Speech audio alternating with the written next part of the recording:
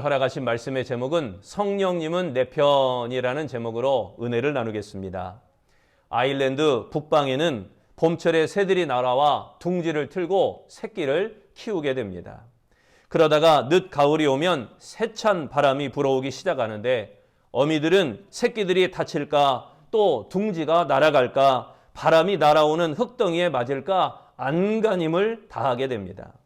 그런데 이때 끝까지 버티는 새가 있는가 하면 모든 것을 포기하고 이내 새끼들을 움켜쥐고 양 날개를 쫙 크게 벌리면서 바람아 마음대로 해라 하면서 바람에 온 몸을 맡겨버리고는 바람이 부는 대로 날아가는 새가 있다고 합니다. 그렇게 얼마를 날아가다가 땅에 떨어지고 이내 정신을 차리고 깨어보면 잔디 위에 널브러져 누워있게 됩니다. 옆에는 아내 새와 새끼 새들도 함께 바람을 타고 온 것을 발견하게 됩니다. 그러나 산등성이에서 바람을 거스르며 버티던 새들은 자기 힘과 꾀를 써서 싸워보지만 닥쳐온 겨울의 추위 속에 그만 얼어 죽고 만다는 것입니다. 성령의 바람이 불어닥치면 그냥 버티고 세상만 의지하고 살아갈 것인가? 내 힘으로 남은 생애를 살 수 있다고 이렇게 생각하는 것인가? 여러분, 정말 내 힘으로 남은 생애를 살 수 있다고 생각하십니까? 우리는 연약합니다.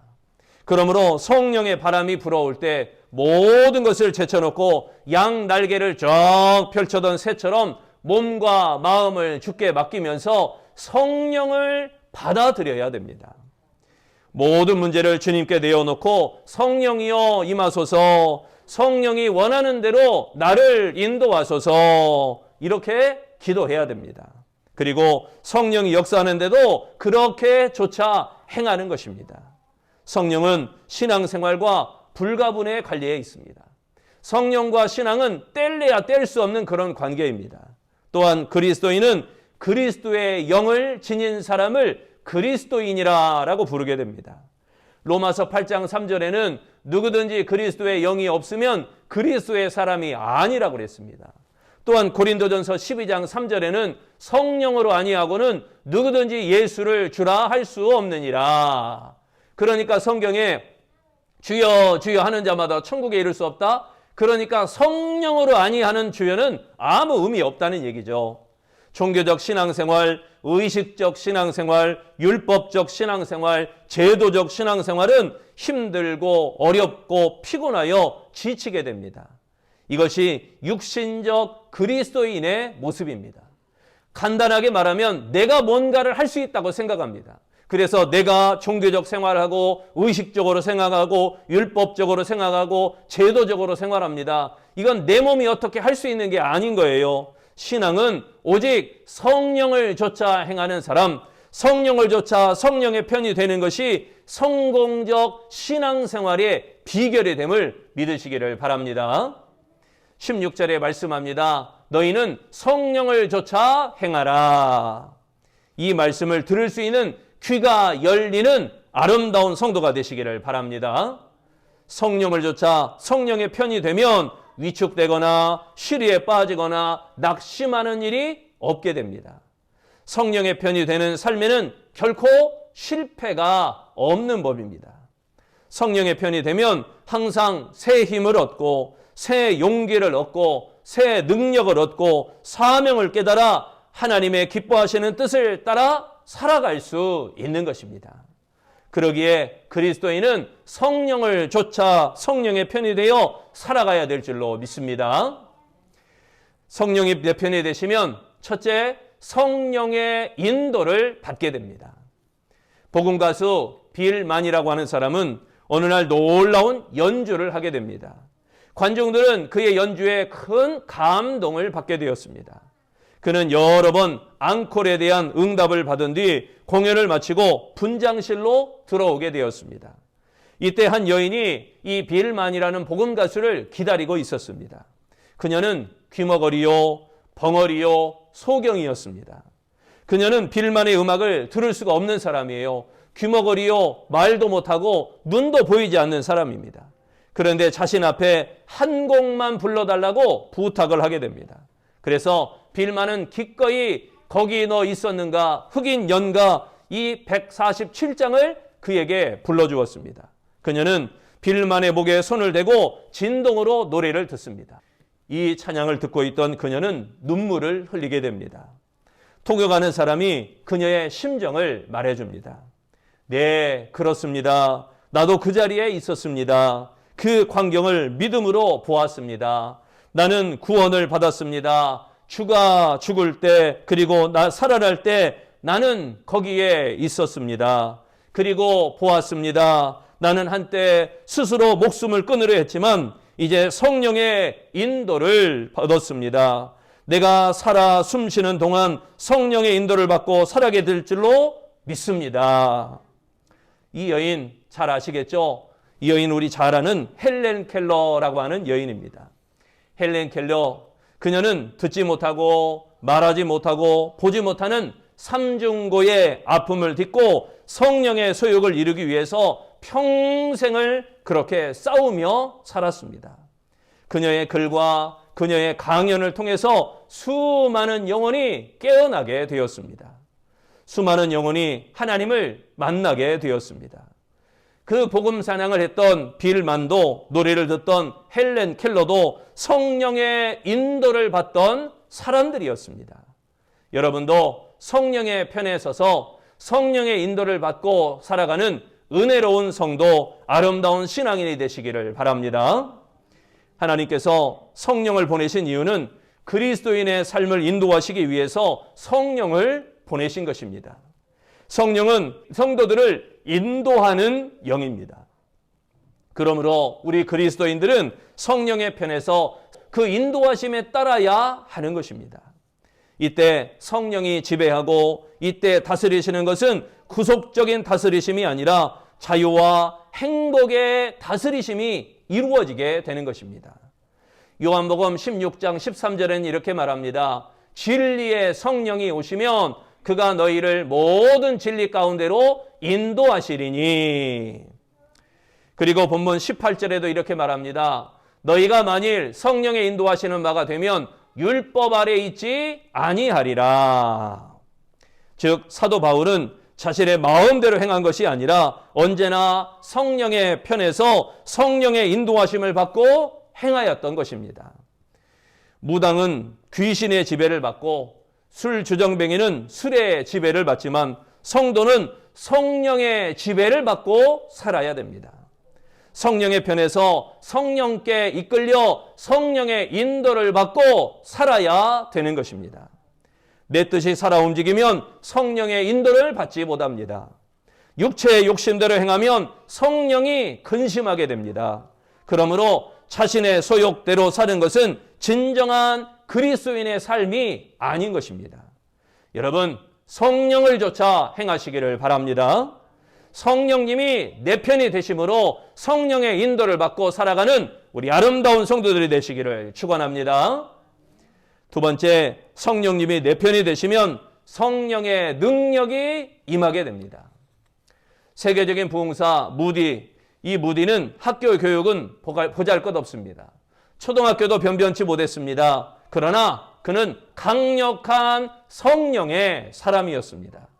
성령의 능력이 그의 안에서 역사하는 사람인 것입니다. 한 번은 설교를 마치고 인사를 하는데 어떤 교인이 찾아와서 이렇게 말합니다. 목사님을 위해서 기도하겠습니다.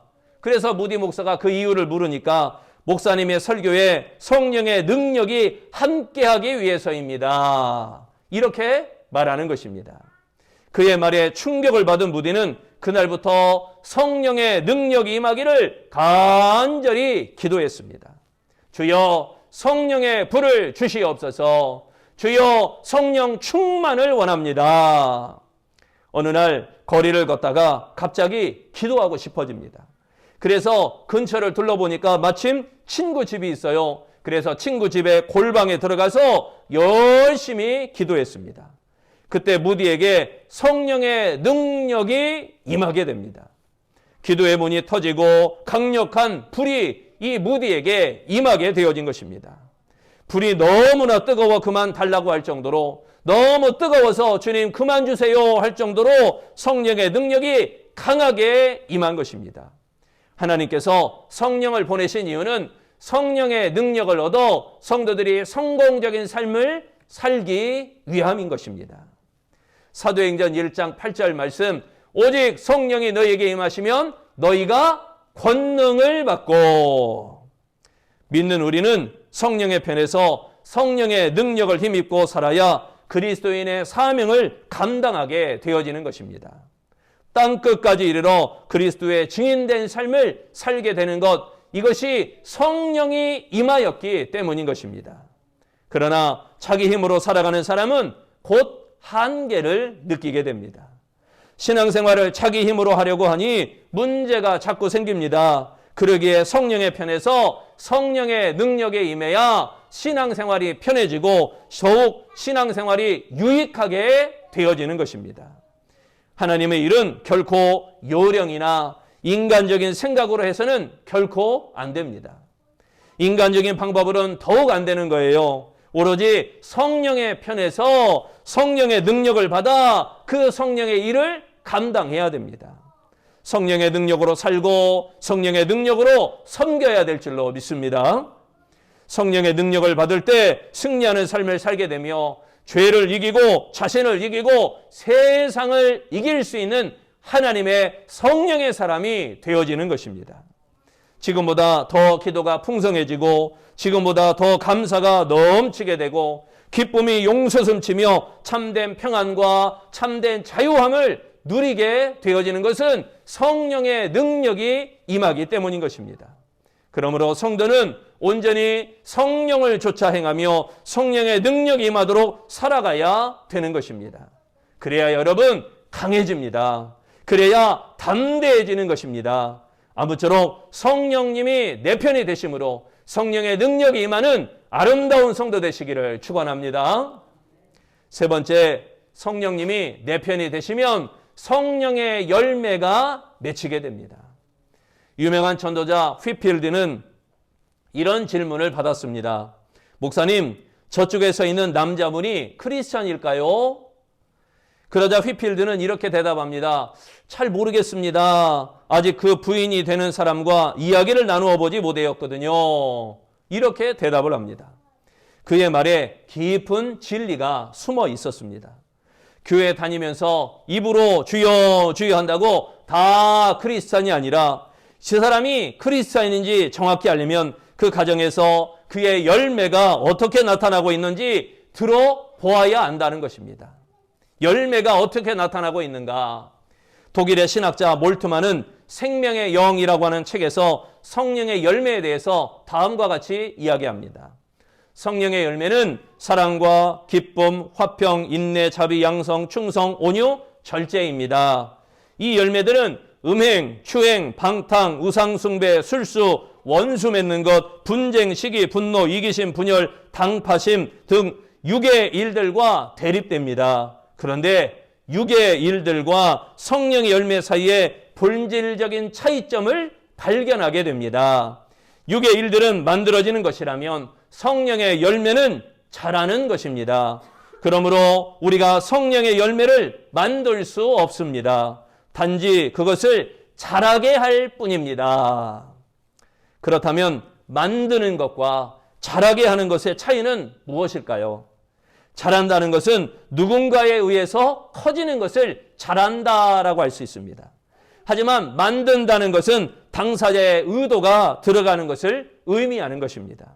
즉 성령의 열매는 우리가 만들 수 있는 것이 아니라 성령님이 내 편이 될 때 하나님께서 맺게 해주시는 것입니다. 성령의 열매, 하나님이 맺게 해주시는 아름다운 열매, 사도 바울도 육체의 열매라 하지 않고 육체의 일이라고 정의하는 것도 육체의 일은 자신이 만드는 것이지만 성령의 열매는 하나님께서 맺게 하심으로 우리 안에 자라게 되는 것임을 강조한 것이라고 볼 수 있습니다.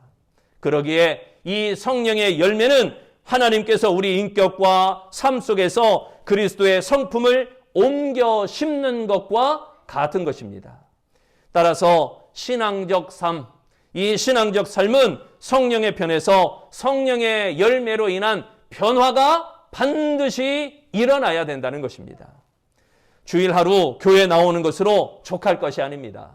주일 낮 예배 한 번으로 나는 신앙생활 다 했다 족할 것이 아닙니다. 이 성령의 열매를 통한 삶의 변화가 보여야 된다는 것입니다.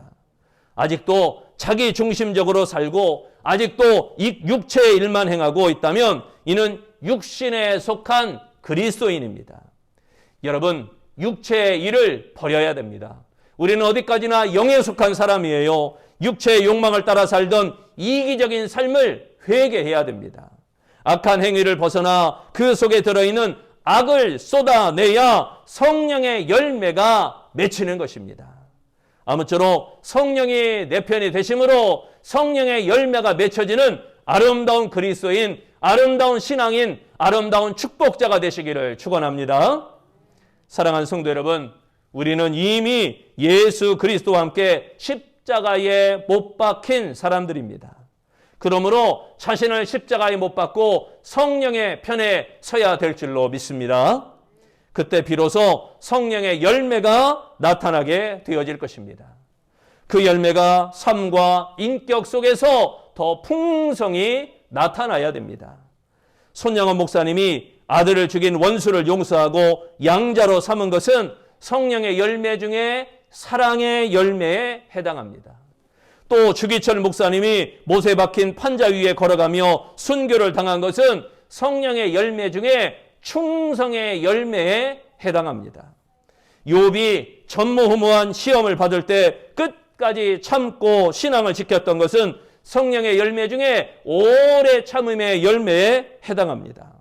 이러한 열매들은 모두 성령을 쫓아 행할 때, 성령이 내 편이 되실 때 이게 가능하게 되어지는 것입니다. 아름다운 성도 여러분들도 성령이 내 편이 되시기를 축원합니다. 성령님이 내 편이 되시면 성령의 인도를 받게 됩니다. 성령님이 내 편이 되시면 성령의 능력이 임하게 됩니다. 성령님이 내 편이 되시면 성령의 열매가 맺히게 됩니다. 내 편이 되시는 성령님과 아름다운 동행, 아름다운 신앙, 아름다운 성도들이 되어지시기를 축원합니다. 기도하겠습니다. 하나님의 성령이여 우리 안에 내주하셔서 우리와 임마누엘로 동행하여 주옵소서. 우리가 성령을 쫓아 행하며 성령님이 내 편이 되심으로 성령의 인도를 받고 성령의 능력이 임하며 성령의 열매가 맺히는 아름다운 신앙 되기를 소망합니다. 우리가 그리스도인이라 이름 부르는 그 이름답게 온전한 그리스도인이 되게 하여 주시옵소서. 성령이 내 편에 되심으로 능치 못함이 없게 하시고 성령이 내 편에 되심으로 놀라운 하나님의 일들을 감당할 수 있는 아름다운 신앙, 성령과 동행하는 능력의 그리스도인들이 다 되게 하여 주시옵소서. 우리 안에 뜨겁게 역사하시는 성령으로 말미암아 새 힘을 얻기를 예수님의 이름으로 기도합니다. 아멘.